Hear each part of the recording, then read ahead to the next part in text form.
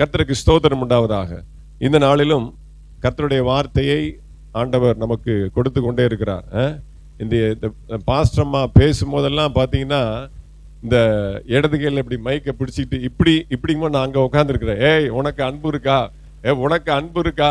எப்பயுமே பாருங்க, மைக் எடுத்து பிரசங்கம் பண்ணாலும் முன்னாடி இருக்கிற ஆளை தாக்குவாங்க. அது இன்னைக்கு சரியா நிறைவேறி இருக்கு. அல்லேலூயா.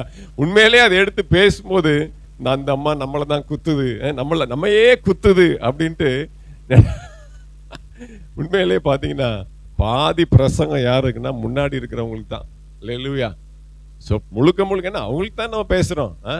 யூடியூப்ல கேட்குறவங்க அது அப்புறம், அது முகம் தெரியாது, ஆள் தெரியாது, அட்ரஸ் தெரியாது, அவங்க தொடப்படுறது ரெண்டாவது. முன்னாடி உட்கார்ற நபருக்கு தேவையான வார்த்தையை ஆண்டவர் கொடுக்கணும். அதுதான் ஆண்டவர் நம்ம பயன்படுத்தக்கூடிய ஒரு காரியம். உண்மையிலே நான் அன்புல ரொம்ப வீக். வீட்டில் வெளியிலலாம் நம்ம பரவாயில்ல. அதுவும் வீட்டில் எப்பயுமே ஒரு டெரர் பீஸ் தான். போன மாதம் பாஸ்டர்ஸ் மீட்டிங்கில் போயிருந்தோம். ஒரு பாஸ்டர் ஜப குறிப்பு நடத்துவார். வழக்கமாக அவர் தான் ஜப குறிப்பு நடத்துவார். எடுத்த உடனே உங்களுக்கெல்லாம் அன்பு இருக்கா அப்படின்னு கேட்டார். உங்களுக்கெல்லாம் அன்பு இருக்கா? என்ன எல்லாருக்கும் ஷாக்கு. அன்பை பற்றி நீங்கள் பிரசங்கிக்கிறீங்களே, ஏன் ஒருத்தர் ஏதாவது ஒரு பாஸ்டர் சிரிக்கிறாங்களா அப்படின்னு கேட்டார். எந்த பாஸ்டர் சிரிக்கிறதே இல்லை. அப்படி வந்த உடனே வரப்பா அப்படியே கஞ்சி போட்டா அப்படியே இஸ்திரி போட்ட மாதிரி அப்படியே போலீஸ்கார மாதிரி ஸ்ட்ரிக்ட் ஆஃபீஸர் மாதிரி ஒருத்தர் பார்த்து ஒருத்தர் சிரிங்களேன், ஒருத்தர் பார்த்து கை கொடுங்க, பேசுங்க. முடிஞ்ச உடனே போறீங்க, முடிஞ்ச உடனே வாரீங்க. நிறைய பாஸ்டருங்க சிரிக்கிறதே இல்லை. அது காரணம் இருக்கு. ஏன்னா அவ்வளோ பாரம், அவ்வளோ பிரச்சனை, அவ்வளோ சூழ்நிலை, பொருளாதாரம், குடும்பம், சபை பலதை போட்டு உள்ள அப்படியே நிரப்பும் போது சிரிக்கிறதுக்கோ அன்பு பாராட்டுறதுக்கோ ஒரு மனதில்லாத ஒரு சூழ்நிலை இருந்தாலும் நாம் அன்பை வெளிக்காட்டணும். என் குடும்பத்துல, சொந்த குடும்பத்துல நான் அன்பு காட்டல அப்படின்னா நான் சபையை விசாரிப்பதற்கு என்ன பண்ணல, ஒரு தகுதி எனக்கு கிடைக்காது. அதனால நானும் கொஞ்சம் கொஞ்சமா முயற்சி எடுத்துட்டு வரேன். அல்லேலூயா.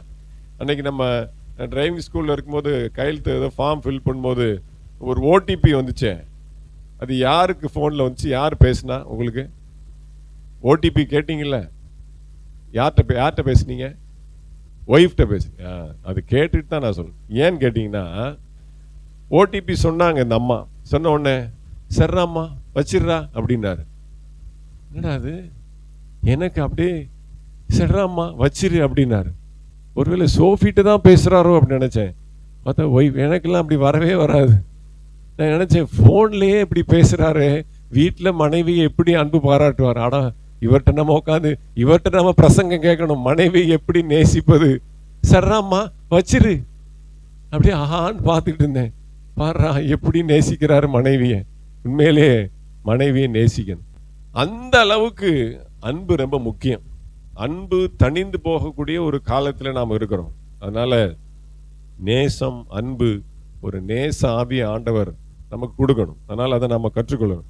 இன்னைக்கு இந்த மாதம் பார்த்தீங்கன்னா 5 ஞாயிற்றுக்கிழமை. சரி, நானும் இந்த வாரம் ஃபுல்லாக ஒரு எக்ஸ்ட்ரா ஞாயிற்றுக்கிழமை இருக்கனால யாராவது ஒரு பிரசங்க யாரை கூப்பிடலான்னு சொல்லி நானும் நிறைய பேர் கான்டாக்ட் பண்ணேன். எல்லாருமே பிஸி. நமக்கு மைண்டில், நம்முடைய ஆவியில் லீட் பண்ணுற ஆட்கள் எல்லாமே கொஞ்சம் பிஸியாக இருந்தனால சரி விட்டேன். பார்த்தா ஆண்டவர் பாருங்க, உள்ளே ஆள் இருக்கு, நீ ஏன் வெளியில் தேடுற அப்படின்னு சொல்லி பாருங்க, ஆண்டவர் இன்னைக்கு அருமையான வார்த்தையை மனைவியின் மூலமாய் பேசினார். கர்த்தருக்கு ஸ்தோத்திரம். அல்லேலூயா.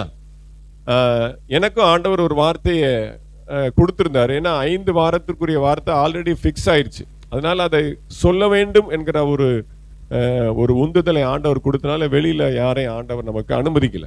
சரி, வாசிங்க இந்த மாதத்துடைய வாக்குத்தத்த வசனம். பிலிப்பியர்களின் நிருபம் 3வது அதிகாரம் 21வது வசனம். பிலிப்பியர் 3:21.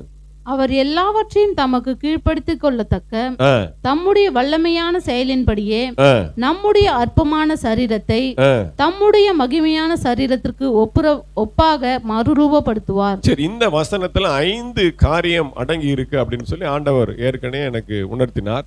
அந்த 5வது காரியத்தை சொல்வதற்கு தான் ஆண்டவர் இந்த நாளை நமக்கு விசேஷமாக எக்ஸ்ட்ரா ஒரு சண்டே கொடுத்து ஏற்படுத்தி கொடுத்திருக்கிறார். அல்லேலூயா. முதல் ஞாயிற்றுக்கிழமை நாம் பார்த்தோம், அவர் எல்லாவற்றையும் தமக்கு கீழ்ப்படுத்தி கொள்ளத்தக்க, அவர் கீழ்ப்படுத்துகிறவர் அப்படின்னு சொல்லி நம்ம முதல் வாரம் பார்த்தோம்.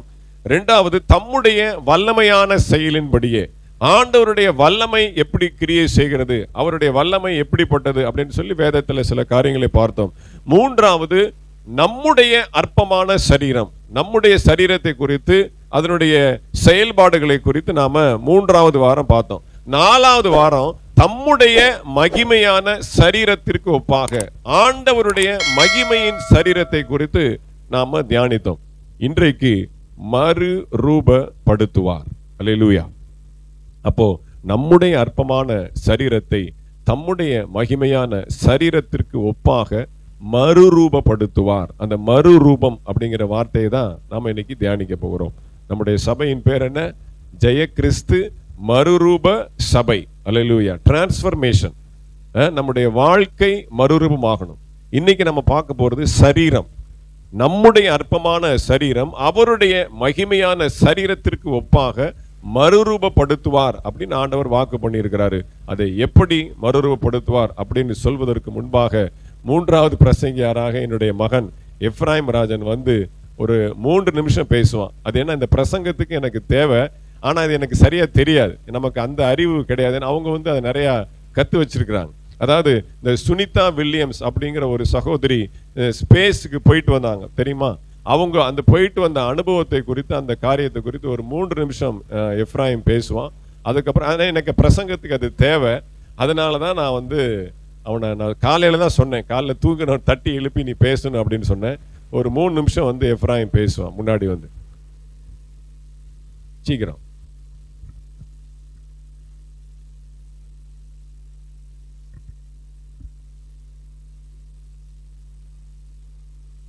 அதாவது சுனிதா வில்லியம்ஸ் என்றவங்க பார்த்தீங்கன்னா அமெரிக்காவை சார்ந்த 60 வயசான ஒரு விண்வெளி வீரர். இவங்க வந்து ஒரு நாசா மிஷனுக்காக வந்து இவங்களும், அதாவது சுனிதா வில்லியம்ஸும் அதே அமெரிக்காவை சேர்ந்த புட்ச் வில்மோர் அப்படின்ற 2 பேரும் வந்து ஒரு மிஷனுக்காக ஜூன் 2024 வந்து ஐஎஸ்எஸ், அதாவது இன்டர்நேஷ்னல் ஸ்பேஸ் ஸ்டேஷன், அது வந்து பூமியை எப்பயுமே சுற்றிக்கிட்டே தான் இருக்கும், அதில் ஆளுங்க வந்து போயிட்டு வருவாங்க. அந்த மாதிரி ஒரு மிஷனுக்காக இவங்க 2 பேர் போனாங்க.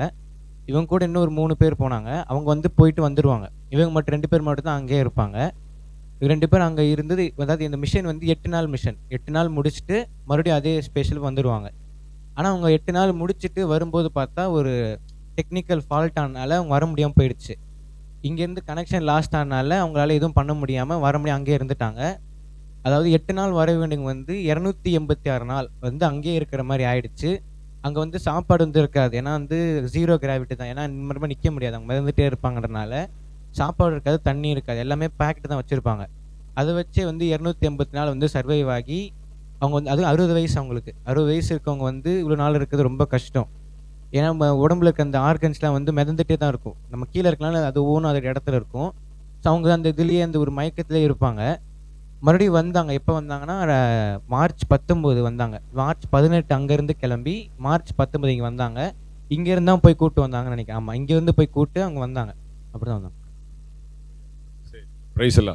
அதாவது என்ன நடந்ததுன்னு எனக்கு தெரியாது, அவங்க போனாங்க வந்தாங்கன்றது எனக்கு தெரியும். ஆனால் இன்னைக்கு பிரசங்கத்துக்கு அந்த சம்பவம் வந்து எனக்கு அந்த சப்ஜெக்ட் எனக்கு வேணும், அதனால தான் நான் வந்து அவனை பேச சொன்னேன், மற்றபடி வேற ஒன்றும் இல்லை. அதாவது என்ன அப்படின்னா, அந்த சகோதரி 60 வயசு அவங்களுக்கு, அவங்க இந்தியாக்காரங்களா, பேர் பார்த்தா இந்தியாக்காரங்க மாதிரி தெரியுது. என்ஆர்ஐ, ஆரிஜின் இந்தியாவில் பிறந்தவங்க அங்கே ஃபாரின்ல செட்டில் ஆகிருக்கிறாங்க. அவங்களுடைய ப்ரீவியஸ் ஜென்ரேஷன், அவங்களுடைய பூர்வீகம் சொல்லப்போனால் அவங்களுடைய பூர்வீகம் இந்தியா, ஆனால் அவங்க எல்லாம் பிறந்து வளர்ந்தது எல்லாமே அமெரிக்காவில். ஸோ அந்த நாசா நிறுவனத்திலிருந்து அவங்க என்ன பண்ணியிருக்கிறாங்க, அவங்க ஸ்பேஸ் எது வேற ஒரு எதுக்கு போயிருக்கிறாங்க, ஒரு ஸ்பேஸ் ஸ்டேஷன், விண்வெளி களம், அது ஒரு ஸ்பேஸ். என்ன சொல்ல, பூமி கிடையாது, அவ்வளோதானே. எனக்கு என் மண்டைக்கு அதுக்கு மேலே ஏறாது. பூமியில் இல்லை, அவங்க பூமியில் இல்லாமல் அந்த பூமியை தாண்டி போயிட்டாங்க இல்லையா, அதான் எனக்கு வேணும். அப்போ பூமியை தாண்டி ஒரு சரீரம் போயிருக்கு, ஒரு டீமே போயிருக்கிறாங்க. மனிதன் பூமியில தான் வாழறதுக்கு இந்த சரீரத்தை ஆண்டவர் படைச்சிருக்கிறார். இந்த சரீரம் வந்து பூமியில மட்டும்தான் வாழ்றதுக்கு தகுந்த ஒரு சூழ்நிலை, மூச்சு விடுறது, சாப்பாடு, தண்ணி, எல்லா வசதியும் இந்த பூமியில தான் ஆண்டவர் ஏற்படுத்தி இருக்கிறார். அப்ப மனிதன் என்ன பண்றான், பூமியை தாண்டி ஒரு விண்வெளியில போய் என்ன பண்ணியிருக்கிறான், கிட்டத்தட்ட இத்தனை மாதங்கள் இருந்துட்டு திரும்பி ரிட்டர்ன் வந்திருக்கிறான். அப்ப நான் உங்களுக்கு சொல்றேன் அப்படின்னா, தம்முடைய மகிமையான சரீரத்தை நம்முடைய அற்பமான சரீரத்தோடு இணைத்த ஆண்டவர் என்ன பண்றார், மறுரூபப்படுத்துகிறார். என்ன அர்த்தம் அப்படின்னா, நாம இங்கே வாழ்கிறது மோசே சொன்னபடி பலத்தின் மிகுதியினால் 80 வருஷம் இல்லையா? 80 வருஷம் நாம ஒருவேளை அதிகபட்சமா இந்த பூமியில வாழலாம். இன்னும் அதிகமா வாழ்றவங்களும் இருக்கிறாங்க. ஆவரேஜா கொடுக்கிற லிமிட் வந்து பைபிள் படி 80 வருஷம். ஆனா ஆண்டவருக்கு பாருங்க 80 வருஷம்ங்கிறது 8 செகண்ட் மாதிரி. அல்லேலூயா. அற்பமான நேரம் தான் அவருக்கு. என்ன நம்ம காரியம் கற்றுக்கொள்கிறோம் அப்படின்னா, இங்க இருந்து நாம பரலோக ராஜ்யத்திற்கு போகும் பொழுது அங்க வந்து டைம் லிமிட்டே கிடையாது. இரவும் பகலும் சதா காலங்களிலும் ஆண்டாண்டு காலம் நெவர் எண்டிங், முடிவில்லாத தேவராஜ்யம் அப்படின்னு சொல்லப்பட்டிருக்கு. அப்ப இந்த முடிவில்லாத அந்த தேவ ராஜ்யத்துல நம்முடைய இந்த அற்பமான சரீரத்தை அவருடைய மகிமையான மறுரூபத்தின் சரீரத்திற்கு ஒப்பாக மாற்றி ஆண்டவர் நம்மை அங்கே வாழ வைக்க போகிறார், அங்கே ஜீவிக்க வைக்க போகிறார். அங்கே நாம் அவரை ஆராதிக்கிற தேவ ஜனமாக, தேவ கூட்டமாக நாம் அங்க இருக்க போகிறோம். எத்தனை பேர் விசுவாசிக்கிறீங்க? அல்லேலூயா. எத்தனை பேர் விசுவாசிக்கிறீங்க? அல்லேலூயா. அப்ப நல்லா கவனிங்க. அப்ப இந்த சரீரம், இந்த அற்பமான சரீரம் இந்த பூமியை விட்டு ஒரு நாள் பரலோக ராஜ்யத்துல போய் ஜீவிக்க போகுது. ஆனா பாருங்க, மனுஷன் இப்பவே ஆர்டிபிஷியலா பல காரியங்களை செய்யறான். அங்க அவங்க எப்படி இருந்தாங்களா, அந்த சுனிதா வில்லியம்ஸ் அந்த அம்மா வந்து நம்ம இங்க தரையில் நிக்கிற மாதிரிலாம் நிக்க முடியாது. நம்ம அதாவது இங்க இருக்கக்கூடிய அந்த புவி ஈர்ப்பு சக்திக்கு எகைன்ஸ்டா தான் அங்க இருக்கும். அங்க வந்து மிதப்பாங்க இல்லையா? அப்படியே போவாங்க. எப்படி போவாங்க, எதை பிடிப்பாங்க, எதை சாப்பிடுவாங்க, என்ன தண்ணி எப்படி குடிப்பாங்க, எதுவுமே கண்ட்ரோலே கிடையாது. பாருங்க, அவங்க நியமித்த காலத்திற்கு அப்பாற்பட்டு பாருங்க அது எக்ஸ்டெண்ட் ஆயிடுச்சு. இது ஒரு டெக்னிக்கல் ஃபால்ட்ல ஆண்டவர் தான் தொட்டிருக்கிறார். அல்லேலூயா. இந்த மாதிரி தேவையில்லாத முயற்சியெல்லாம் எடுக்காத அப்படின்னு சொல்லி, நான் உன்னை எடுத்துக்கொள்ளாம நீ எடுத்துக்கொள்ளப்பட முடியாது அப்படின்ட்டு ஆண்டவர் தான் சில காரியங்களை, ஒரு கண்ட்ரோல் சுவிட்ச், அவர் தான் கண்ட்ரோல் டவர். அல்லேலூயா. அதனால அவர் சில காரியங்களை கண்ட்ரோல்ல வச்சிருக்கிறார். நல்லா கவனிங்க. அப்ப இந்த அற்பமான சரீரம் இந்த பூமியை விட்டு மேல போச்சுன்னா, இங்க இருக்கக்கூடிய இயற்கையான சக்தி பூமியை தவிர வேற எங்கேயும் கிடையாது. கால் பூமியில இருக்காது, மிதப்போம், அப்படிதான் இருக்கும். நான் என்ன சொல்ல வரேன், சுனிதா வில்லியம்ஸ் அம்மா ஸ்பேஸ், அதாவது விண்வெளி, ஒரு ஸ்பேஸ் ஸ்டேஷனுக்கு போய் தான் அந்த மாதிரி மாறினாங்க. நான் உங்களுக்கு சொல்றேன், பரிசுத்த வேதாகமம் சில பரிசுத்தவான்களை இந்த பூமியிலேயே அப்படிப்பட்ட ஒரு மகிமையான சரீரமாக மாற்றினார். நான் சில புதைந்த ரகசியங்கள் அவங்களுக்கு சொல்றேன். நீங்க வழக்கமா வாசித்த வேத பகுதி தான், ஆனா அதுல ஆழ்ந்து இருக்கக்கூடிய ரகசியங்களை பார்க்கும் பொழுது தேவனுடைய மகிமையை நாம் அந்த இடத்துல பார்க்கலாம். பூமியிலிருந்து இன்னொரு இடத்துக்கு போய் தான் அவங்களுடைய சரீரம் மாறுச்சு, மிதக்கிறவங்களாக, அப்படியே தள்ளாடுறவங்களாக மாறுச்சு. ஆனா இதே பூமியில, இதே புவியீர்ப்பு சக்தியில இருக்கும் போதே ஆண்டவர் இந்த அற்பமான சரீரத்தை எப்படி தம்முடைய மகிமையான சரீரத்திற்கு ஒப்பாக மறுரூபப்படுத்தினார் அப்படிங்கிறத நம்ம பார்க்க போறோம். அல்லேலூயா. இன்னும் நான் உங்களுக்கு விளக்கமா சொல்ல போனா, அந்த பரலோக ராஜ்யத்திலே நாம வந்து ஜீவிக்கிறதுக்கு பிராக்டிஸ இங்கேயே ஆண்டவர் கொடுக்குறார். இதே சரீரம் தான், ஆனா அங்க வந்து மகிமையின் சரீரமாய் மாறும். எப்படி வாசிக்கலாம்? அல்லேலூயா. 2 கொரிந்தியர் புஸ்தகம் 12வது அதிகாரம், 2 கொரிந்தியர் புஸ்தகம் 12வது அதிகாரம் 2லிருந்து 4 வரைக்கும் வாசிங்க. கிறிஸ்துவுக்குள்ளான ஒரு மனுஷனை அறிவேன், கிறிஸ்துவுக்குள்ளான ஒரு மனுஷனை அறிவேன். அவன் 14 வருஷத்துக்கு முன்னே 3ஆம் வானம் வரைக்கும் எடுக்கப்பட்டான். 3ஆம் வானம் வரைக்கும் எடுக்கப்பட்டான். அவன் சரீரத்தில் இருந்தானோ சரீரத்திற்கு புறம்பா இருந்தானோ அதை அறியேன், தேவன் அறிவார். அந்த மனுஷன் பரதீசுக்குள் எடுக்கப்பட்டு மனுஷர் பேசப்படாததும் வாக்கு கெட்டாததுமாகிய வார்த்தைகளை கேட்டான் என்று அறிந்திருக்கிறேன். அவன் சரீரத்தில் இருந்தானோ சரீரத்துக்கு புறம்பா இருந்தான், சரீரத்திற்கு புறம்பே இருந்தானோ அதை அறியேன், தேவன் அறிவார். இந்த ஒரு வசனத்திலேயே எல்லாமே அடங்கிடுச்சு. அல்லேலூயா. தன்னை குறித்து தான் சொல்றார். அந்த மனுஷன் யாருன்னா பவுல் தான். பவுல் சில தரிசனங்களை காண்கிறார். அதுல ஒரு பகுதி பாருங்க, அவர் 3ஆம் வானம் வரைக்கும் எடுத்துக்கொள்ளப்படுகிறார், பரதேசுக்குள்ளே கொண்டு போகப்படுகிறார்.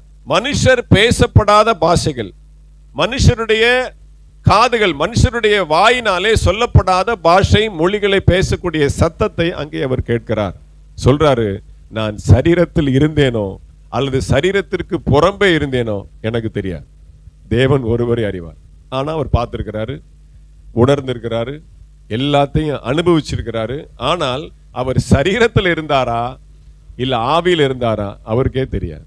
பாருங்க, நாம் பூமியிலே வாழும் போது கூட நமக்கு ஆண்டவர் நியமித்த இடத்திலே பகுதியிலே நாம் ஜீவித்து கொண்டிருக்கும் போது கூட தேவனாலே நம்முடைய சரீரத்தை பரதேசுக்கு எடுத்துக்கொள்ள முடியும். அல்லேலூயா. பவுலுக்கு மட்டும் இல்ல, நமக்கும் நடக்கும். என் மனைவிலாம் சொப்பனம் காண்டுவாங்க, சொப்பனத்துக்கு அவங்க தான் அரசின்னு சொல்லலாம். அல்லேலூயா. சொப்பனக்காரி. அல்லேலூயா.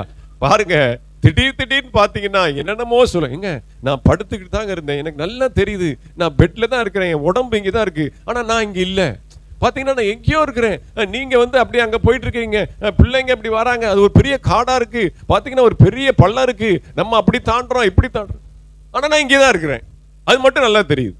அல்லேலூயா. அந்த அம்மாக்குள்ள அனுபவம்லாம் உண்மையிலே எனக்கெல்லாம் கிடையாது. அல்லேலூயா. பெரிய முள்ளுக்காடா இருக்குங்க, பெரிய சகதியா இருப்பாரு, பெரிய அப்படியே பள்ளமா இருக்கு, நான் வீட்டுல தான் நிக்கிற மாதிரி தெரியுது, பாத்தீங்கன்னா ஒரு பெரிய பள்ளம் தெரியுது அப்படிம்பாங்க. என்னென்னமோ சொல்லுவாங்க. நான் அதுக்கு விளக்க சொல்றதுக்கு நான் போட்டு அப்படியே மூளையை கசக்கிக்கணும். நான் சரீரத்தில் இருந்தேனோ சரீரத்தில் இல்லையோ நான் அறியேன். அல்லேலூயா.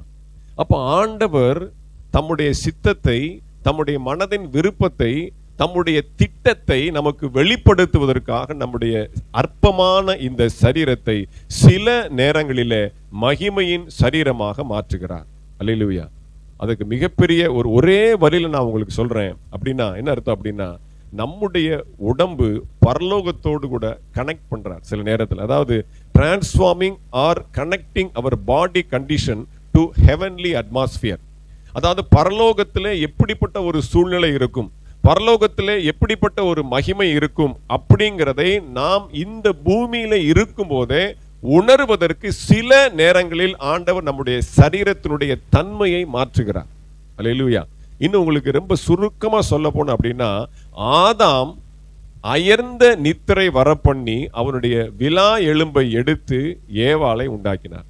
யோசித்து பாருங்க, அவன் உயிரோடு இருந்திருந்தான்னா, சொஸ்த புத்தியா இருந்தான்னா, அவனுடைய விலா எலும்பை புடுங்க முடியுமா? வலி கொன்றும். அல்லேலூயா. பாருங்க, அன்னைக்கு ஆண்டவர் அனஸ்தீசியாவை கண்டுபிடிச்சிருக்கிறார். அல்லேலூயா. அவனுக்கு நல்ல மயக்க நிலையை வர பண்ணி அவனுடைய விலா எலும்பை எடுத்து அந்த விலா எலும்புல இருந்து ஒரு ஸ்திரீயை உருவாக்கி, இதுதான் உனக்கு மனைவி அப்படிங்கிறார். அப்ப என்ன அர்த்தம்? அவன் சரீரத்தில் தான் இருக்கிறான், பூமியில் தான் இருக்கிறான், அதாவது சரீரத்தில் தான் இருக்கிறான், மாம்சத்தில் தான் இருக்கிறான். ஆனா பாருங்க, ஆண்டவர் அவனை ஒரு மகிமையின் சரீரமாக மாற்றி அதிலிருந்து ஒரு விலா எலும்பை எடுத்து ஏவாளை உருவாக்குகிறார். நல்லா கவனிங்க, இந்த பிரசங்கத்தினுடைய மைய கருத்து என்ன அப்படின்னா, நம்முடைய சரீரம் பரலோக ராஜ்யத்தினுடைய மகிமைக்கு ஒப்பாக சில நேரங்களில் என்னாகும், இணைக்கப்படும். அந்த அனுபவம் நம்ம எல்லாருக்கும் இருக்கும், எல்லாருக்கும் இருக்கும். ஒருவேளை உங்களுக்கு அனிஷியமாலாம் பார்த்தீங்கன்னா திடீர்னு பார்த்தீங்கன்னா ஓட்டை போட்டு ஓட்டுல இருந்து ஒரு வெளிச்சம் வருது, நான் இங்கதான் இருக்கிறேன்னா வீட்டுல தெரியல உங்களுக்கு, ஆனா அந்த காட்சியை பாக்குறீங்க, அந்த சம்பவம் எல்லாம் உங்க மனசுல வருது, என்ன நடக்குதுங்கிறது தெளிவா நமக்கு தெரியுது. ஒரு ஓட்டை இருக்கு, ஒரு வெளிச்சம் உள்ள வருது, நான் வீட்டுல இருக்கிறேன் அப்படின்றது எல்லாமே தெரியுது. ஆனா பாத்தீங்கன்னா நம்முடைய கை கால்லாம் அப்படியே அடிச்சு போட்ட மாதிரி, அப்படியே அசையாத மாதிரி சில நேரம் இருக்கும், அப்படியே மரத்து போன மாதிரி இருக்கும். ஆனா சுற்றி நடக்கிற எல்லா சம்பவங்களும் நம்முடைய மனசுக்கு, நம்முடைய சிந்தைக்கு தெளிவாயிட்டு. அது ஆண்டவருடைய மிகப்பெரிய கிரியை. அல்லேலூயா. வாசிங்க அப்போஸ்தலர் நடபடிகள் 12வது அதிகாரம் 7 இருந்து 10 வரைக்கும் வாசிங்க. அப்போஸ்தலர் 12 7 முதல் 10.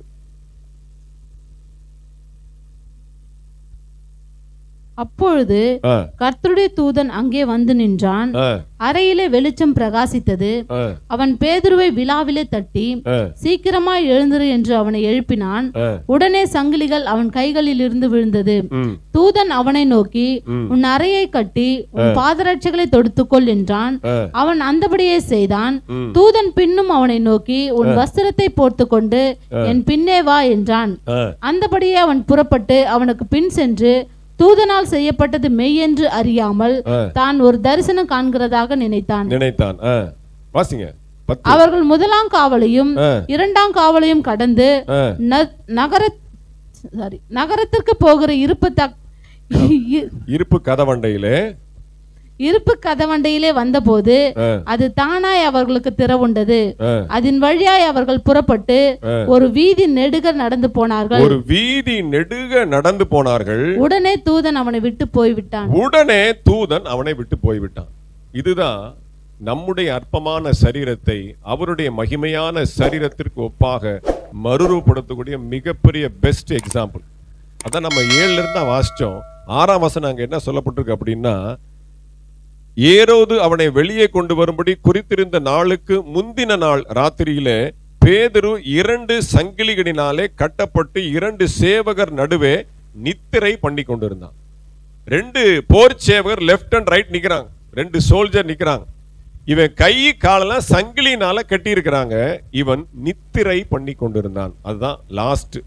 பேதுரு சொஸ்த புத்தியோட தெளிந்த புத்தியோட நைட் ஏதாவது சாப்பாடு தான் கொடுத்துருப்பாங்களேன்னா தெரியல, அடின்னு அடிச்சுட்டு ஏதாவது இந்த போலீஸ் ஸ்டேஷன்ல அடிச்சுட்டு உனக்கு ஒரு டீ வாங்கி கொடுன்னு சொன்ன மாதிரி நல்லா வெளுத்து வாங்கிட்டு ஏதோ சாப்பாடு நல்லா அசந்து பாத்தீங்கன்னா சங்கிலியில கட்டி போட்டிருக்காங்க. அவன் நல்ல அயர்ந்த நித்திரை செய்து கொண்டு இருக்கிறான். அதுதான் அவனுக்கு தெரியும், படுத்து தூங்குனதுதான் அவனுக்கு தெரியும். அடுத்து பாத்தீங்கன்னா 7ஆம் வசனத்திலிருந்து 10ஆம் வசனம் வரைக்கும் நடந்த சம்பவம் எதுவுமே பேதுரு தன்னுடைய சரீரத்துல உணரவே இல்லை. ஒருத்தன் வாரான், விழாவை தட்டுறான், எழுந்திருங்கிறான், உன் செருப்பை போடுங்கிறான், ஒரு வெளிச்சம் வந்திருக்கு அப்படிங்கிறான், மேல் வஸ்திரத்தை எடுத்து போடுங்கிறான், அவனை கையை பிடிச்சு கூட்டிட்டு போறான். அங்க பாத்தீங்கன்னா 4 டயர் செக்யூரிட்டி, 4 வகுப்பு அடுக்கள் உள்ள காவல். 4 அடுக்கு அப்படின்னா என்னன்னு கேட்டீங்கன்னா, பக்கத்துல 2 பேர் நிக்கிறான்ல, 2 போர் சேவகர், அது ஃபர்ஸ்ட் முதல் வகுப்பு. அடுத்து 2வது வகுப்பு பாத்தீங்கன்னா கீழே நிப்பான். அப்புறம் ஃபர்ஸ்ட் டோர் தாண்டவனே அடுத்து 4 விதமான செக்யூரிட்டி. இவன் தூங்குனா அவன் பாத்துக்குவான், அவன் தூங்குனா அடுத்து 3வது பாத்துக்குவான், அவனு தூங்குனா 4வது ஆள் பாத்துக்குவான். பாருங்க, அந்த இடத்தையே டோட்டலா ஆண்டவர் பாருங்க அப்படியே மெஸ்மரிசம் பண்ண மாதிரி அப்படியே மதிமயக்கம் பண்ணி அந்த சிறைச்சாலையை திறந்து இவனை தட்டி எழுப்பி அவனை ட்ரெஸ் போட வச்சு செருப்போட வச்சு எல்லாத்தையும் அவனை ரெடி பண்ணி மேக்கப் பண்ணி ரெடி பண்ணி கதவை திறந்து அவனை தாண்டி அந்த கதவனுடைய பெரிய கதவு தானாய் திறவுண்டு ஒரு தெரு நெடுக ஒரு வீதி நெடுக அவர்கள் நடந்து போய் அந்த குறிப்பிட்ட அந்த பாதுகாப்பை தாண்டினதுக்கு அப்புறம் அந்த சிசிடிவி கேமராவுடைய எல்லையை தாண்டினதுக்கு அப்புறம் அந்த தூதன் அவனை விட்டு விலகி போனான். அது வரைக்கும் பாத்தீங்கன்னா பேதுருக்கு ஒண்ணுமே தெரியாது. ஒரு தரிசனம் காண்கிறது போல ஒரு சொப்பனம் காண்கிறது போலதான் நினைச்சான். பட் பாத்தீங்கன்னா it is real, it is very very real. Hallelujah. கர்த்தருடைய நாமத்துக்கு ஸ்தோத்திரம். ஆண்டவரால் மட்டும்தான் அது முடியும். நம்முடைய அற்பமான சரீரத்தை தம்முடைய மகிமையான சரீரத்திற்கு ஒப்பாக இந்த பூமியிலே இருக்கும் போதே மனிதனுடைய கண்களுக்கும் நம்முடைய உணர்வுக்கும் அப்பாற்பட்ட ஒரு வல்லமையை செய்ய முடியுமானால் அது என் ஆண்டவராகிய இரட்சகராகிய இயேசுவினாலே மட்டும்தான் முடியும். அல்லேலூயா. கரங்களை உயர்த்தி ஒரு அல்லேலூயா சொல்லுமே. அல்லேலூயா, அல்லேலூயா. முதல் முறை எனக்கு இயேசுன்னா என்னன்னு தெரியாது, ரட்சிப்புன்னா என்னன்னு தெரியாது, சபைன்னா அல்லேலூயா ஆமென் ஸ்தோத்திரம் எதுவுமே தெரியாது. முதல் நான் ஆண்டவர் சமூகத்தை சாட்சி நீங்க கேட்டிருப்பீங்க. நான் போய் முழங்கால் படிட்டு கத்தி கதறி அழுது புலம்பி செபிக்கும் பொழுது நான் அடிக்கடி சொல்லுவேன், என்னுடைய கால் பூமியில இல்லாதது போல நான் உணர்ந்தேன். அப்படியே பஞ்சு போல மிதக்கிறதை போல அப்படியே பூமியில இருந்து நான் ஒரு ஸ்டெப் மேல போற மாதிரி எல்லா பாரமும் நீங்கிருச்சு, எல்லா கவலையும் போயிருச்சு, எல்லா பிரச்சனையும் தீர்ந்துருச்சு. அப்படிங்கிற அளவுக்கு ஆண்டவர் ஒரு மிகப்பெரிய ஒரு பரலோகத்தின் அனுபவத்தை ஆண்டவர் எனக்கு கொடுத்தார். அல்லேலூயா. ஒவ்வொரு தேவ பிள்ளைக்கும் இந்த காரியம் கண்டிப்பாக வாழ்க்கையில ஒரு முறையோ இருமுறையோ கண்டிப்பாக நடக்கும். தேவனை நேசிக்கிறவங்க, தேவனோடு சார்ந்து வாழ்கிறவங்க, தேவனுடைய சித்தத்தின்படி வாழக்கூடிய ஒவ்வொரு தேவ பிள்ளைக்கும் நிச்சயமாக இந்த வசனம் இந்த வாக்குத்தத்தம் உண்மையாக இருக்கும்.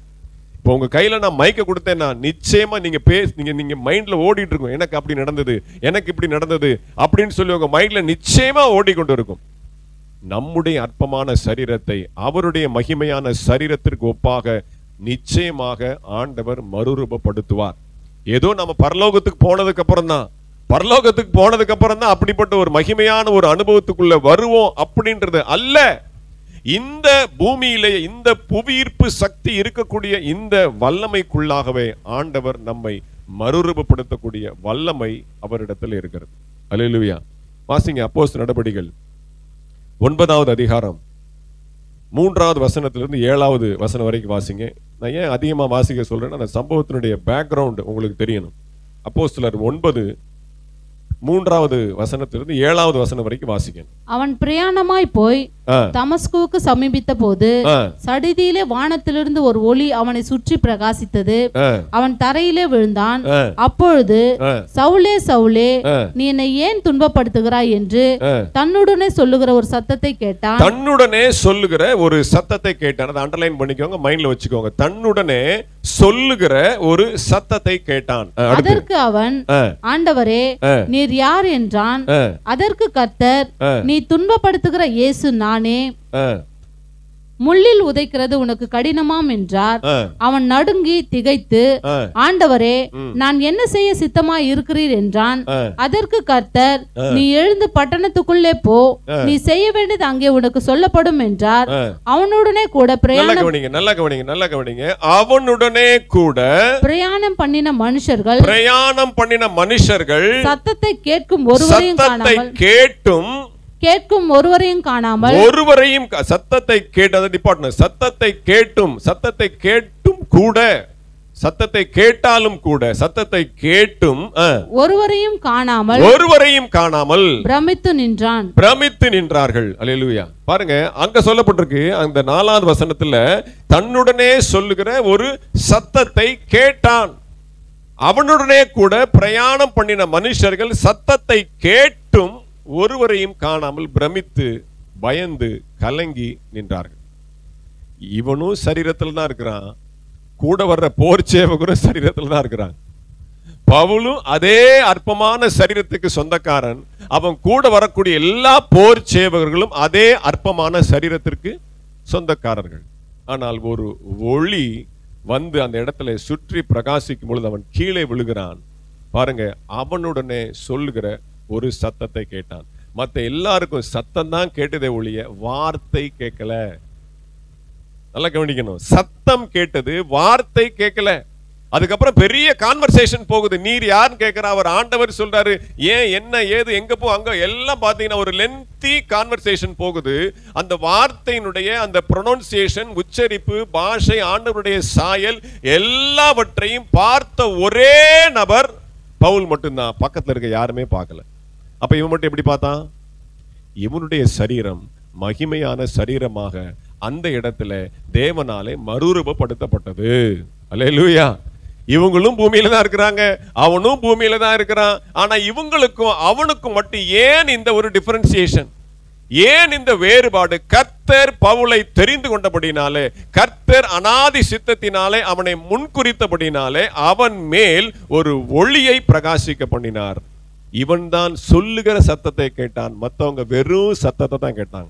இவன் வார்த்தையை கேட்டான், வார்த்தையின் அர்த்தத்தை புரிந்து கொண்டான், இயேசு யார் என்பதை அவன் விளங்கி கொண்டான். அன்று அவனுடைய வாழ்க்கை தலைகீழாக மாறினது. அல்லேலூயா. இப்போ உங்களுக்கு புரிஞ்சிருக்குன்னு நினைக்கிறேன்.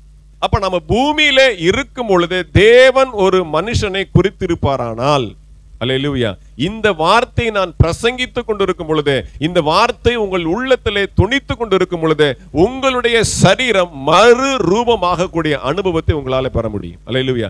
நீ விசுவாசித்தால் தேவனுடைய மகிமையை காண்பாய். அல்லேலூயா. அதான் மாம்சம் பலவீனம் உள்ளது, ஆவி உற்சாகம் உள்ளது. அல்லேலூயா. கர்த்தருடைய பரிசுத்த நாமத்திற்கு மகிமை உண்டாகட்டும். எனக்கு இப்ப இருக்க நிலைமை உங்களுக்கு எல்லாருக்குமே தெரியும். அல்லேலூயா. மார்ச் மாசம் 3ஆம் தேதி ஆபரேஷன் முடிஞ்சது, 4ஆம் தேதி டிஸ்சார்ஜ் ஆகி வந்தேன். 5ஆம் தேதி சாயந்தரம் இங்க ஜெபத்துல வந்துட்டேன். அல்லேலூயா. இது என்னுடைய பெரிய ஒரு ஸ்ட்ரென்த்னு சொல்றதுக்கு, என்னை நான் மேன்மை பாராட்டுவதற்கு இங்க ஒண்ணுமே இல்லை. அல்லேலூயா. அந்த 2 கொரிந்தியர் 12 முதல் வசனத்தை நீங்க வாசித்தீங்கன்னா, நான் மேன்மை பாராட்ட ஒரு காரியமும் கிடையாது, ஆனால் கர்த்தரை குறித்து மேன்மை பாராட்ட எனக்கு அதிகமான காரியங்கள் உண்டு என்று சொல்லிதான் அந்த தரிசனத்தை குறித்து அவன் சொல்லுகிறான். அல்லேலூயா. அப்ப இந்த அற்பமான சரீரத்தை, இந்த சரீரம் இவ்வளவுதான், இதுக்கு மேல அதுக்கு நீங்க பிரஷர் கொடுத்தீங்கன்னா தாங்காது. நீங்க மத்தியானம் சாயந்தரம் மீட்டிங்கு, இதை பண்ணணும் அதை பண்ணணும், எனக்கு பயம். இந்த அம்மா எவ்வளவு செய்யும், ஒரே ஆளை போட்டு இவ்வளவு வேலை வாங்குறோமே, இவ்வளவு சக்கையா பிழிகிறோமே, நான் தட்டை கழுவிடலாம். அவர் வீட்டம்மா பயந்துட்டு, இல்லைங்கய்யா பிளேட்டு வாங்கிடலாம், எல்லாம் வாங்கிடலாம், போட்டு என் பொண்டாட்டியே போட்டு புளிஞ்சு எடுத்துருவாங்களோ அப்படின்ட்டு. அதெல்லாம் நான் கிடையாது. எதையுமே உங்களுடைய அனுமதி இல்லாம, உங்க விருப்பம் இல்லாம, ஏன்னா நானும் சரீரத்துல தான் இருக்கிறேன், அதனால சரீரத்தில் உள்ள வேலை, அந்த வலி. இப்ப நான் பாத்தீங்கன்னா 3 எஜமானுக்கு ஊழியம் செய்யறேன். அல்லேலூயா. 3 எஜமானுக்கு ஊழியம் செய்யறேன். ரகசியம் அதை நான் அப்புறம் தான் சொல்வேன். அல்லேலூயா. அதனால அந்த அளவுக்கு நம்முடைய சரீரம் என்ன லிமிட் அப்படிங்கிறது நமக்கு தான் தெரியும். அல்லேலூயா. ஆனா பாருங்க, சில மணி, சில செகண்ட்ல, சில அப்படி சொடக் போற நேரத்துல இந்த அற்பமான சரீரத்தை எல்லாருடைய கண்களுக்கு முன்பாக அப்படியே இம்மீடியட்டா ஆண்டவர் மகிமைப்படுத்தி மறுரூபப்படுத்துகிறார். பக்கத்துல இருக்க எவனுமே ஒண்ணுமே தெரியல, சத்தம் தான் கேட்குது, ஆனா யாருக்கும் அந்த வார்த்தை கேட்கல. அந்த அனுபவம், ரட்சிப்பின் அனுபவம் யாருக்கு இல்ல? அந்த கூட்டத்தின் மத்தியில் இருந்த ஒரு நபரை மட்டும்தான் ஆண்டவர் மறுரூபப்படுத்துகிறார். அல்லேலூயா. அல்லேலூயா சொல்லுங்களேன். அல்லேலூயா. கர்த்தருடைய நாமத்திற்கு மகிமை உண்டாவதாக. வாசிங்க 2 ராஜாக்கள். அதே மாதிரி நீங்க தானியேல் 10:7 வாசிங்க. தானியேல் 10:7. இதே சம்பவம் தான் தானியேலுக்கு அங்க நடக்குது. அதை நான் அதிகமா விளக்க சொல்ல போறது இல்லை, நீங்க குறிச்சு வச்சுக்கோங்க, நோட் பண்ணுங்க. தானியேலாகிய நான் மாத்திரம் அந்த தரிசனத்தை கண்டேன், என்னோட இருந்த மனுஷரோ அந்த தரிசனத்தை காணவில்லை. அவர்கள் மிகவும் நடுநடுங்கி ஓடி ஒளித்துக் கொண்டார்கள். அதே மாதிரி பவுல் எப்படி இருந்தான், அதே மாதிரி தான் தானியேல் கூட ஒரு பெரிய டீம் இருக்கிறாங்க. ஆனால் தானியேலுக்கு மட்டும்தான் அந்த தரிசனம் வெளிப்படுத்தப்பட்டது. அது எப்படி ஒரே லெவல்ல, ஒரே டைம் ஜோன்ல, ஒரே நேரத்துல இருக்கக்கூடிய ஒரு கூட்டத்தினுடைய நபருக்கு, ஒரு கூட்டத்தில் இருக்கிற ஒரே ஒரு ஆளுக்கு மட்டும் எப்படி தேவனுடைய தரிசனம் விளங்குகிறது அப்படின்னா, நம்முடைய சரீரம் அந்த பரலோகத்தோட கனெக்ட் ஆகுது. அதான் முக்கியம். நல்லா கவனிச்சுக்கோங்க. அவர் இங்க இறங்க முடியாது, அவர் இங்க நம்மளை தான் அங்க மேல கூட்டு போறாரு. நல்லா கவனிக்கணும். அப்ப நம்முடைய அற்பமான சரீரம் அவருடைய மகிமையின் சரீரத்திற்கு ஒப்பாக மாறும் பொழுதுதான், மறுரூபமாகும் பொழுதுதான் அந்த தரிசனத்தை நாம் பார்க்க முடியும், விளங்கிக் கொள்ள முடியும். அந்த சத்தம் நம்முடைய காதுகளை கேட்கும். அந்த வார்த்தையினுடைய அர்த்தம், தரிசனத்தின் பொருள் எல்லாமே இங்க இருக்கிற சரீரம் டிரான்ஸ்ஃபார்ம் ஆகி மறுரூபமாகி அந்த மகிமைக்கு ஒப்பாக நாம மாறினால் மட்டும்தான் அது நம்மளால புரிந்து கொள்ள முடியும். அப்போ மற்றவங்க யாரையும் ஆண்டவர் மாத்தல, அவர் தெரிந்தெடுத்த நபரை மட்டும்தான் பாருங்க, அவங்க சரீரத்தில் இருந்தாலும் அப்படியே பாருங்க ஒரு செகண்ட்ல மாத்துறார்.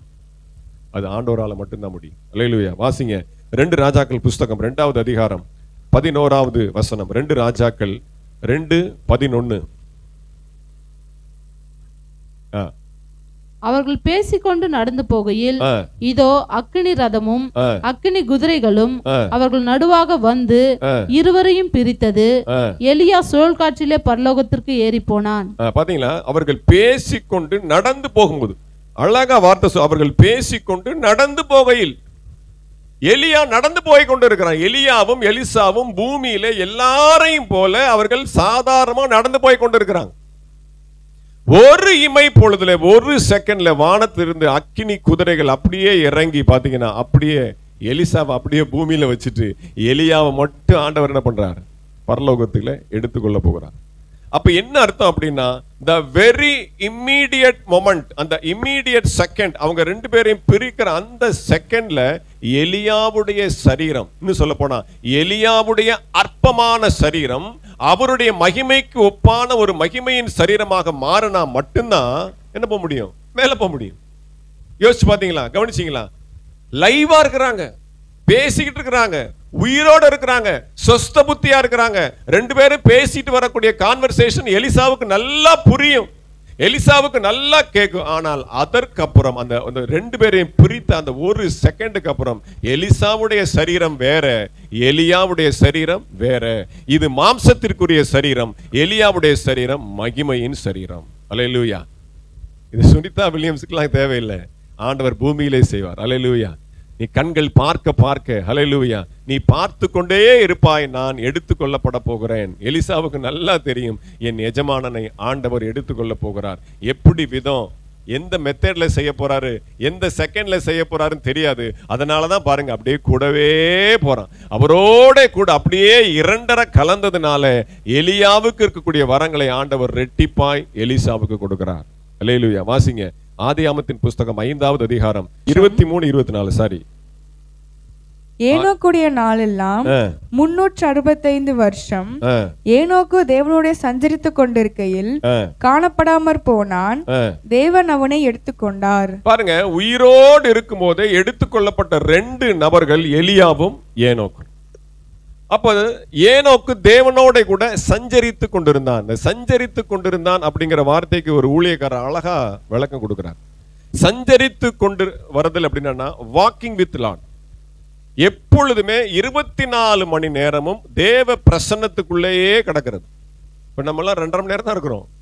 அதுலயும் பாதி சமையல், பாதி எதை எடுத்துட்டியா, அதை உட்காந்து அது என்ன, இங்க ஜபம் ஓடிட்டு இருக்கு, செகண்ட் ஓடிட்டு இருக்கு.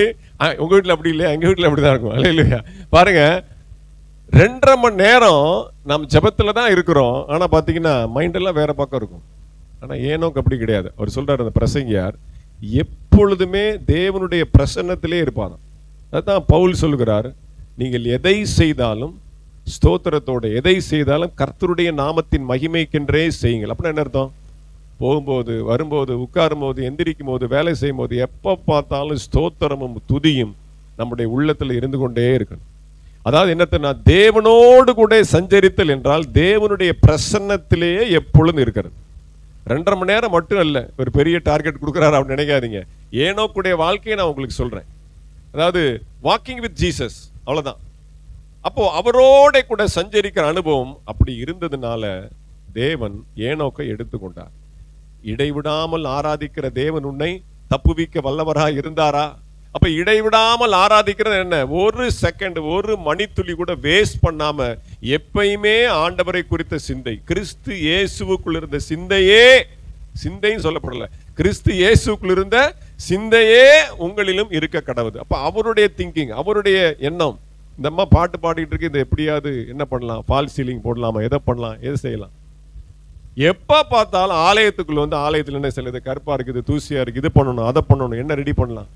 அப்ப எப்பயுமே அவரை குறித்த பாரம், அவரை குறித்த சிந்தை, அவருடைய திட்டத்தின் மேல் உள்ள கவனம், அதே சிந்தையிலே நாம இருந்தோம் அப்படின்னா நம்முடைய அற்பமான சரீரம் ஒரு நாள் மகிமையான சரீரமாக மாறும். வாசிங்க 1 கொரிந்தியர் புஸ்தகம் 15வது அதிகாரம் 51வது வசனம். 1 கொரிந்தியர் 15:51.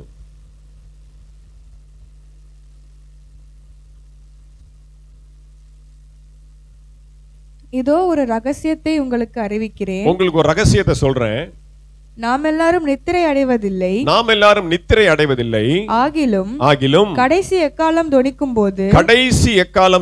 போது ஒரு நிமிஷத்திலே அதை கூட மாத்திடுறாரு. ஒரு நிமிஷத்திலேன்னு சொல்லிட்டு அடுத்து பாரு என்ன சொல்றாரு அவர், ஒரு இமை பொழுதுல, கண் சிமிட்டுற நேரத்துல, ஒரு செகண்ட்ல, ஒரு நிமிஷம் கூட அல்ல, அது கூட 60 செகண்ட்ஸ் இருக்கு. ஆனால் ஒரு இமை பொழுதுல நாம் எல்லாரும் மறுரூபமாக்கப்படுவோம். அல்லேலூயா, அல்லேலூயா. இந்த அற்பமான சரீரத்தை ஒரு இமை பொழுதுல ஆண்டவர் மகிமையின் சரீரத்திற்கு ஒப்பாக மறுரூபப்படுத்த போகிறார். இந்த ஏனோக்கை குறித்து நான் காலையில தான் வாசித்து கொண்டிருந்தேன். அப்ப நான் எடுத்த வசனம் பாத்தீங்கன்னா, அந்த எடுத்துக்கொள்ளப்பட்டான் 24 மட்டும் தான் எடுத்தேன். நம்ம எப்பயும் முன்னாடியும் பின்னாடியும் பார்க்கணுமே அப்படின்னு சொல்லிட்டு முன்னாடி வாசித்தேன். 23வது வசனம், ஏனோக்குடைய நாளெல்லாம் 365 வருஷம். 365 வருஷம் அவன் உயிரோடு இருந்திருக்கிறான். அது நமக்கு திருஷ்டாந்தம். என்ன அர்த்தம் அப்படின்னா, 365 நாளும் நீ தேவ பிரசன்னத்தில் இருந்தால் நீ எடுத்துக்கொள்ளப்படுவாய். அல்லேலூயா, ஆமென். ஒரு நாள்ல தசோபாக நேரம் கொடுக்கிறதுக்கு நம்ம இப்போதான் பிராக்டிஸ் எடுத்துக்கொண்டு இருக்கிறோம். அப்ப round the clock 24/7 all the 365 days if you are in the presence of God you will be taken over. அல்லேலூயா. அதான் அங்க அடையாளம், அதான் அங்க திருஷ்டாந்தம், அதான் அங்க பாருங்க அச்சாரமாக ஏனோக்க மட்டும் ஆண்டவர் எடுத்துக்கொண்டிருக்கிறார்னா 365 நாளும் நம் தேவ பிரசன்னத்துல நாம் இருக்க வேண்டும். அல்லேலூயா. அடுத்து வாசிங்க. இப்போ உங்களுக்கு ஒரு கேள்வி வரும், இப்ப நம்ம என்ன செய்யணும்? இந்த அற்பமான சரீரம் மகிமையான சரீரம் இந்த பூமியிலேயே இருக்கும்போது மாறணும் அப்படின்னா என்ன கண்டிஷன், நம்ம என்ன செய்யணும்? அதுதான் நம்ம இன்னைக்கு பார்த்து முடிக்க போறோம். அப்போஸ்தலர் நடபடிகள் 16வது அதிகாரம் 22 இருந்து 26 வரைக்கும் வாசிங்க. அப்போஸ்தலர் 16 22 முதல் 26 வரை. அப்பொழுது ஜனங்கள் கூட்டம் கூடி அவர்களுக்கு விரோதமாய் எழும்பினார்கள். அதிகாரிகள் அவர்கள் வஸ்திரங்களை கிழித்து போடவும் அவர்களை அடிக்கவும் சொல்லி. நல்லா கவனிங்க, பவுலும் சீலாவும் ஊழியம் செய்து கொண்டிருக்கிறாங்க. சில வேண்டாத நபர்கள் அதிகாரிகள்கிட்ட கம்ப்ளைண்ட் கொடுத்து அவங்கள அடிக்க வைக்கிறாங்க. அதிகாரிகள் அவர்கள் வஸ்திரங்களை கழட்டி அவர்களை அடிக்க சொன்னார்கள். அடுத்த வசனம் வாசிங்க. அவன் இப்படிப்பட்ட கட்டளையை பெற்று அவர்களை உட்காவல் அறையிலே அடைத்து அவர்கள் கால்களை தொழு மரத்தில் கட்டி வைத்தார்கள். நல்லா கவனிங்க, அவர்கள் கால்களை தொழு மரத்திலே மாட்டி வைத்தான். ஏதோ அந்த மஞ்சள் பையை தூக்கி ஆணியில மாற்ற மாதிரி. அந்த காலத்துல வீட்டுல வந்து இந்த ஜொல்லா பையெல்லாம் வந்து வீட்டுல வந்து என்ன பண்ணுவாங்க, பையை தூக்கி ஆணியில போடுவாங்க. அந்த மாதிரி பாருங்க, அசால்ட்டா பவுலையும் சீலாவையும் கட்டி ஏற்கனவே அடி அடி அடின்னு அடிச்சு துவைச்சு அந்த சரீரத்துல ஒரு சாரம் கூட இல்ல, அவர்களுடைய கால்களை தொழு மரத்திலே மாட்டி வைத்தான். என்னமோ பைய தூக்கி மாட்டுற மாதிரி அசால்ட்டா தூக்கி மாட்டப்ப என்ன வலி, என்ன வேதனை, என்ன கொடுமை. ஒரு நிமிஷம் நிக்கிறதுக்கே நமக்கு நிலை கொள்ள, நம்ம தலைகளை நிப்பாட்டினா எப்படி இருக்கும்? வாசிங்க அடுத்து. நடுராத்திரியிலே பவுலும் சீலாவும் ஜெபம் பண்ணி தேவனை துதித்து பாடினார்கள். காவலில் வைக்கப்பட்டவர்கள் அதை கேட்டுக்கொண்டிருந்தார்கள். அது எப்படி முடியும்? தலைகீழ நிக்கிறாங்க, தலைகீழ மாட்ட வச்சிருக்கிறாங்க. நேரம் நின்னாலும் நமக்கு பாட முடியாது, கை நடுங்குது, பேச முடியாது. அல்லேலூயா. தலைகீழா மாட்டி வச்சிருக்கும் போது அவர்கள் தேவனை துதித்து பாடினார்கள். எப்படிங்க துதிக்க மனசு வரும்? உசு உசுன்னு கொட்டதான் வரும். போறான், ரணகளமா இருக்கு உடம்பு. 2 நாள் ஒரு தலைவலி வந்தாலே தாங்க முடியல, ஒரு 10 தும்மல் போட்டாலே தாங்க முடியல, உடம்பெல்லாம் ரண வேதனையா இருக்கு. தலைகீழ மாட்டி தொங்க வச்சிருக்கிறாங்க. பாருங்க, தேவனை பாடி துதித்தார்கள். இந்த வசனத்தை வாசிக்கும் போது ஒரு மிகப்பெரிய ரெவலேஷன் ஆர்டர் கொடுத்தார். உங்களுக்கு சொல்றேன் பாருங்க, ரொம்ப ஆச்சரியமா இருக்கும். நல்லா கவனிங்க, வாசிங்க அடுத்த வசனம். சடிதியிலே சிறைச்சாலையின் அஸ்திபாரங்கள் அசையும்படியாக பூமி மிகவும் அதிர்ந்தது. உடனே கதவுகள் எல்லாம் திறவுண்டது, எல்லாருடைய கட்டுகளும் கழன்று போயிற்று. நல்லா கவனிக்கணும், நல்லா உற்சாகமா கவனிங்க, என்னையே பாருங்க, நல்லா கவனிங்க.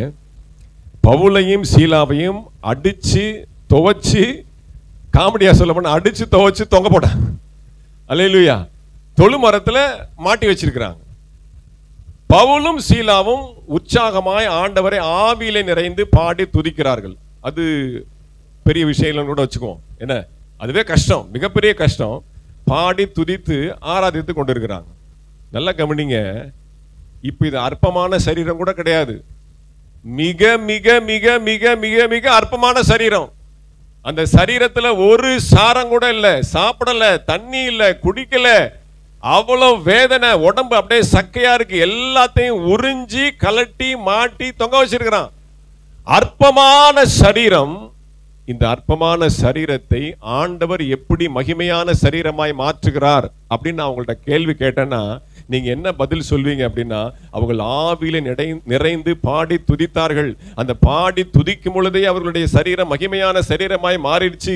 அற்பமான சரீரத்தில் இருந்தா யாரும் இப்படி பாட முடியாது, யாரும் இப்படி துதிக்க முடியாது அப்படின்னா எல்லாரும் ஆன்சர் சொல்லுவீங்க. இதுதானே வாஸ்தவம் தானே, இயற்கை தானே. அது நம்ம செய்யறது, நம்முடைய உற்சாகத்துல செய்யறது. ஆண்டவர் தான் அது நம்முடைய அற்பமான சரீரத்தை தம்முடைய மகிமையான சரீரத்திற்கு ஒப்பாக மறுரூபப்படுத்துவார். அவர் என்ன செய்யறார்? ஆண்டவர் பார்க்கிறாரு, ஏன் பிள்ளைய நீ வந்து தொழுமரத்துல தலைகீழா தொங்க விட்டுருக்கிறியா? அவன் கால் பூமியில நிக்கணும், நீ அவன் காலை வானத்துக்கு நேரம் நிப்பாட்டி இருக்கிற. நான் என்ன பண்றேன், பூமியின் அஸ்திபாரங்களை அசைத்து அவன் கால் எங்க இருக்கோ பூமியை மேல கொண்டு போறேன், வானத்தை கீழே கொண்டு வரேன். தலைகீழாய் மாற்றி என் தேவன் தம்முடைய பிள்ளைகளை தம்முடைய மகிமையின் சரீரத்துக்கு ஒப்பாக மாற்றுவதற்காக பூமியின் அஸ்திபாரங்களையே மாற்றி போட்டார். அல்லேலூயா. நீ யாரா ஏன் பிள்ளை தர கால்ல நிக்கணும், கால் தரையில நிக்கணும், நீ மேல மாற்றுறதுக்கு உனக்கு யார் அதிகாரம் கொடுத்தார்? வானத்திற்கும் பூமிக்கும் சர்வ அதிகாரம் படைத்தவன் நான். வானம் எங்க இருக்கணும், பூமி எங்க இருக்கணும் தீர்மானிக்க கூடியவன் நான். நீ பூமிக்கு மேல இருக்க வேண்டிய காலை நீ தலைகீழா மாட்டினா ஏன் பிள்ளை கால் எங்க இருக்கோ அங்க நான் பூமியை கொண்டு போவேன். அல்லேலூயா. அதான் நம்முடைய ஆண்டவர் செய்யக்கூடிய மகிமையான காரியம். அல்லேலூயா. பூமியின் அஸ்திபாரங்களை கலட்டினார். ஏன் பிள்ளை கால் மேல இருக்கு, ஏன் பூமியே ஓ அஸ்திபாரம் இங்க இருக்க கூடாது, ஓ அஸ்திபாரத்தை கலட்டுற வேரோட பிடுங்குற, நீ அஸ்திபாரம் இங்க இருக்க கூடாது, ஏன் பிள்ளை எனக்காக தலைகீழ தொங்குறான், நீ கீழே இருக்காத மேல போ என்று சொல்லி ஆண்டவர் மகிமையான காரியங்களை செய்கிறார். அல்லேலூயா. அதுதாங்க நம்முடைய சரீரத்தை ஆண்டவரை துதிக்க ஒப்பு கொடுக்கும். அதான் அந்த கண்டிஷன். அல்லேலூயா. சாதாரணமா செய்ய மாட்டாரு. நான்லாம் அப்படி செய்யறேன் ஆண்டவரே பூமியை தலைகீழா மாத்துங்கன்னா செய்ய மாட்டாரு. ஆமென். இடுக்கண்கள் மத்தியிலே, நெருக்கத்தின் மத்தியிலே, பாடுகள் மத்தியிலே, துன்பத்தின் மத்தியிலே, கண்ணீரின் பாதையில அப்படியே அடுத்த வேலை என்னன்னு சொல்லி ஆமென் தெரியாமல் இருக்கிற நிலைமையில அவரை பாடி துதித்து ஆராதிக்கும் பொழுது பூமியின் அஸ்திபாரங்களை ஆண்டவர் அசைக்க முடியும். அல்லேலூயா. கரங்களை தட்டி ஆண்டவருக்கு ஒரு நன்றி சொல்லுங்க. அல்லேலூயா. நமக்காக ஆண்டவர் வானத்தை பூமியாய் மாற்றுவார், பூமியை வானமாக மாற்றுவார். அல்லேலூயா. எனக்காக யாவையும் செய்து முடிக்கக்கூடிய கர்த்தர். அல்லேலூயா. என் பிள்ளைக்கு எந்த நேரத்தில் எதை எப்படி செய்யணும்னு எனக்கு தான் தெரியும். அல்லேலூயா. நீ தலைகீழா மாற்றின அப்படின்னா நான் பூமியவே தலைகீழா மாட்டுவேன். அல்லேலூயா. என்னால மட்டும்தான் முடியும், என்னாலே மட்டும்தான் அது ஆகும். ஏனென்றால் இந்த அற்பமான சரீரத்தை என்னுடைய மகிமையின் சரீரத்திற்கு ஒப்பாக மறுரூபப்படுத்த என்னால மட்டும்தான் முடியும். அல்லேலூயா. நாம் துதிக்கிற தேவ பிள்ளைகளா இருக்கும் பொழுது சாத்தானுடைய அஸ்திபாரங்கள், பாதாளத்தின் அஸ்திபாரங்கள் எல்லாம் கலண்டு போகும். நீங்கள் துதிக்கிற வீரர்களாய் மாற வேண்டும். அடுத்து வாசிங்க யாத்திராகமத்தின் புஸ்தகம் 34வது அதிகாரம் 28. யாத்திராகமம் 34:28. அங்கே அவன் அப்பம் புசியாமலும் தண்ணீர் குடியாமலும் இரவும் பகலும் 40 நாள் கர்த்தரோடே இருந்தான். அவன் 10 கற்பனைகளாகிய உடன்படிக்கையின் வார்த்தைகளை பலகைகளில் எழுதினான். போதும், கவனிங்க. 40 நாள் மோசே புசியாமலும் குடியாமலும், அடுத்த வார்த்தை ரொம்ப முக்கியம், கர்த்தரோடே இருந்தான். இப்பதான் நாம உபவாசிக்க பழகிட்டு இருக்கிறோம் இல்லையா? உபவாசம் இப்பதான் நமக்கு புதுசா வந்திருக்கு. அல்லேலூயா. எனக்கு கொஞ்சம் உபவாசிக்கக்கூடிய ஒரு அனுபவம் இருக்கு. ஆனால் இப்போ கொஞ்சம் சரீர பலவீனத்தினால கொஞ்சம் கஷ்டத்தோட தான் உபவாசிக்கிறேன். நம்ம உபவாசம்லாம் எப்படின்னு கேட்டிங்கன்னா, இப்போ காலையில் உபவாசம் இருக்கிறீங்க. இப்போ பெண்களுக்கு ரொம்ப கஷ்டம், மத்தியானம் சமைக்கணும், மத்தியான சாப்பாடு தட்டுக்கு வந்தாகணும். அப்போ உங்கள் மத்தியான தட்டுக்கு சாப்பாடு இப்படின்னு நான் வந்துருமா? 10 மணிக்கே 10:30 சமையல் ஆரம்பிச்சாதான் ஒரு 12:30 1 மணிக்கா சாப்பாடு தட்டுக்கு வரும். அப்போ உங்கள் உபவாசம் எப்படி உபவாசத்தில் சமைப்பாங்க? அப்போ நல்லா தெரிஞ்சுக்கோங்க, உபவாசம் அப்படின்னா ட்ரை பண்ணு, கொஞ்சம் கொஞ்சமா நம்முடைய பழக்கத்தை மாத்திக்கணும். உபவாசம் என்றால் கர்த்தரோடே இருக்கணும். அல்லேலூயா. அப்படின்னு அந்த அம்மா பாருங்க, எனக்கு ஹோட்டல்ல இருந்து சாப்பாடு தான், சமைக்கவே வேண்டாம், லீவ். அல்லேலூயா. 40 நாட்களும் அவன் புசியாமலும் குடியாமலும் கர்த்தரோட இருந்தான். அப்போ உபவாச ஜெபம் நம்முடைய அற்பமான சரீரத்தை மகிமையான சரீரமாய் மாற்றும். அந்த கண்டிஷனுக்கு தான் உங்களுக்கு சொல்றார். முதல்ல துதித்து ஸ்தோத்திரம் பண்ணி கர்த்தரை நாம் ஆராதிக்கும் பொழுது நம்முடைய அற்பமான சரீரம் மகிமையான சரீரமாக மாறும். அப்ப 40 நாள் எப்படி இருந்தேன்? நானும் ஒரு 40 நாள் நான் உபவாசம் இருந்தேன், சாப்பிடாம வெறும் டீ மட்டும் குடிச்சிட்டு இருந்தேன். பார்த்தீங்கன்னா வேலைக்கு போவேன், வீட்டுக்கு வருவேன், வண்டியில் வருவேன், எல்லாமே செய்வேன். ஆனால் ஃபாஸ்டிங் அது ஒரு முரட்டுத்தனமான ஃபாஸ்டிங், ஒரு கோபத்தில் ஒரு வைராக்கியத்தில் செஞ்சேன். அல்லேலூயா. ஆனால் ஆண்டவர் என்னை பாதுகாத்தார். நான் ஏதோ ஒரு குருட்டாம்போக்கில் செஞ்சா கூட அதெல்லாம் பெரிய கஷ்டம். ஏன்னா ஒரு முன்பின் அனுபவமே கிடையாது. திடீர்னு பார்த்தீங்கன்னா 40 நாள் ஃபாஸ்டிங் ஆண்டவர் காப்பாத்தினார் கிருபையினால. அப்போ என்ன அர்த்தம் அப்படின்னா, ஃபாஸ்டிங் முக்கியம் அல்ல, கர்த்தரோட இருக்கிறதா முக்கியம். அல்லேலூயா. நீங்க ஃபாஸ்டிங் இருந்தீங்க அப்படின்னா கர்த்தரோட இருந்து பாருங்க, பல நியாய பிரமாணங்களை எழுதக்கூடிய வார்த்தைகளை, பல மனுஷனுடைய எதிர்காலத்தை தீர்மானிக்கக்கூடிய வார்த்தைகளை, நீங்கள் ஜெபிக்கக்கூடிய நபர்களுடைய எதிர்காலத்தின் தீர்க்க தரிசனங்களை நீங்க பேப்பர்ல எழுதுற மாதிரி ஆண்டவர் உங்களை மாற்றுவார். அல்லேலூயா. கர்த்தருடைய நாமத்துக்கு ஸ்தோத்திரம். கடைசியா மறுரூபத்தின் சரீரத்துக்கெல்லாம் மிகப்பெரிய சீனியர் யாருன்னு அவரை மட்டும் பார்த்து முடிச்சிருவோம். இயேசு கிறிஸ்து அவர் தேவன். அல்லேலூயா. அவர் இருக்கையிலே சொல்ல போனா அவர் தான் ஜூனியர். ஆனா இந்த எக்ஸ்பீரியன்ஸ்ல அவர் தான் சீனியர். வாசிங்க வெளிப்படுத்தின விசேஷம் 1:10. வெளிப்படுத்தின 1:10. கர்த்தருடைய நாளில் ஆவிக்குள்ளானே, அப்பொழுது எனக்கு பின்னாலே எக்கால சத்தம் போன்ற பெரிதான ஒரு சத்தத்தை கேட்டேன். ஏன் யோவான் அப்படி சொல்றேன் அப்படின்னா, வெளிப்படுத்தின விசேஷம் 22 அதிகாரத்துல சொல்லப்பட்ட எல்லா சம்பவங்களையும் அவன் மகிமையின் சரீரத்துல இருந்துதான் பார்த்தான். அல்லேலூயா. மற்றவங்களாம் மிஞ்சி போனா ஒரு அரை மணி நேரம் இல்ல 1 மணி நேரம் ஒரு சொப்பனம் கண்டிருப்பாங்க, தரிசனம் பார்த்திருப்பாங்க. ஆனா யோவானுக்கு இருக்கக்கூடிய மிகப்பெரிய பாக்கியம் பாருங்க, இன்னைக்கு வரைக்கும் எந்த வேத பண்டிதர்களாலே கூட முழு விளக்கத்தையும் சொல்ல முடியாத ஒரு புஸ்தகம் அப்படின்னு கேட்டீங்கன்னா அது வெளிப்படுத்தின விசேஷம் மட்டும்தான். அவ்வளவு மிகப்பெரிய பிரம்மாண்டமான தரிசனம். பூமியிலையும் பரலோகத்தில் நடக்கக்கூடிய எல்லா கடந்த காலம், நிகழ்காலம், வரப்போக்கூடிய எல்லா சம்பவங்களையும் மிகப்பெரிய டீட்டெயிலான ஒரு தரிசனத்தை ஆண்டவர் யோவானுக்கு கொடுத்திருக்கிறார். அப்படின்னா இந்த மகிமையின் சரீரத்திற்கு மிகப்பெரிய சீனியர் எனக்கு தெரிஞ்சு யோவானா தான் இருக்கணும் அப்படின்னு நினைக்கிறேன். அல்லேலூயா.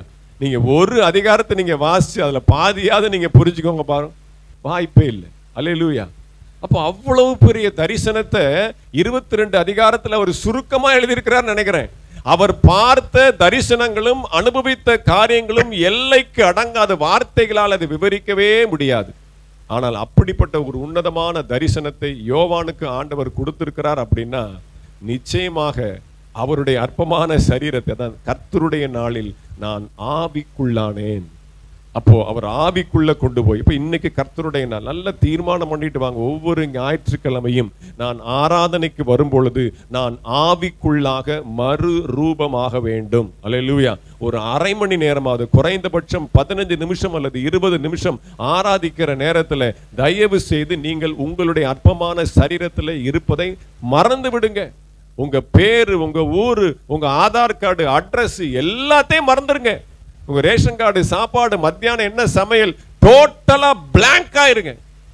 ஒவ்வொரு கர்த்தருடைய நாளும், ஆராதனைக்குரிய நாள்ல நீங்க கர்த்தருடைய ஆவிக்குள்ளாய் மாறும் பொழுது அட்லீஸ்ட் யோவானுக்கு கொடுத்த அந்த தரிசனத்துல ஒரு 1% ஆண்டவர் நமக்கு கொடுத்தா மிகப்பெரிய பாக்கியம். நான் நினைக்கிறேன், நாம் ஆராதிக்கும் பொழுதே ஆண்டவர் தரிசனத்தை கொடுத்தார். அப்படின்னா ஆராதிச்சுட்டு வீட்டுக்கு போகும்போது தூங்குனதுக்கு அப்புறம் இல்ல, சபையிலே நின்று ஆவிக்குள்ளாய் நாம் கர்த்தரை தொழுது கொண்டு ஆராதிக்கும் பொழுதே ஒரு மிகப்பெரிய தரிசனத்தை நாம பார்க்கணும். அதான் என்னுடைய ஆசை.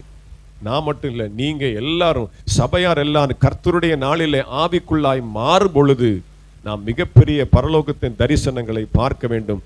ஜெய கிறிஸ்து மறுரூப சபையினுடைய அடையாளங்களை நாம் சீக்கிரமாக காண வேண்டும். அல்லேலூயா. எல்லாரும் கண்களை மூடி நாம் ஜெபிக்கலாம். அல்லேலூயா.